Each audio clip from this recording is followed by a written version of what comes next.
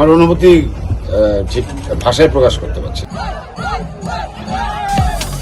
Saudi সরকারের আমন্ত্রণে প্রথমবারের মতো মঞ্চ মাতাবেন জেমস।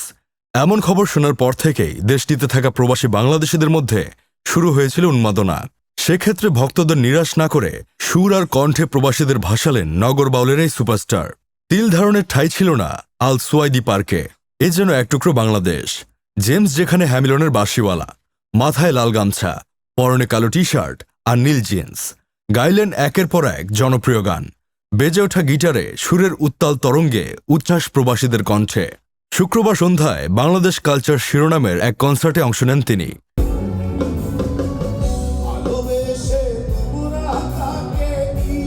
এদিন জেমস বলেন, সৌদি আরবে আমি প্রথম এসেছি।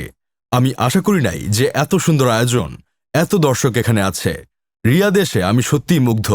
এদিন বাঙালি রকস্টারের গান শুনতে রিয়াদের আল সুয়াইদি পার্ক হয়ে ওঠে কানায় কানায় পূর্ণ। প্রত্যক্ষদর্শীরা জানিয়েছেন, এর আগে এত প্রবাসী বাঙালিদের এমন মিলনমেলা সৌদির কোনো অনুষ্ঠানে দেখা যায়নি। গান পরিবেশন শেষে সাংবাদিকদের এক ব্রিফিংয়ে জেমস বলেন, আমি আশা করি নাই যে এত সুন্দর এবং এত মানুষ, এত দর্শক এখানে আছে।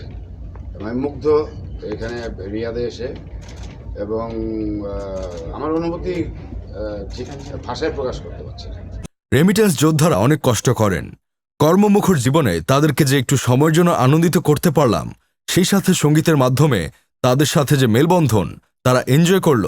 আশা করি তারা দেশের জন্য সামনে আরও কাজ করবে ইনশাল্লাহ। সৌদি তরুণ বাংলাদেশি প্রবাসীদের উদ্দেশ্যে জেমস বলেন, এখানে তারা এসেছেন বলে আমি তাদের ধন্যবাদ জানাই। আমি এখানে বারবার আসব।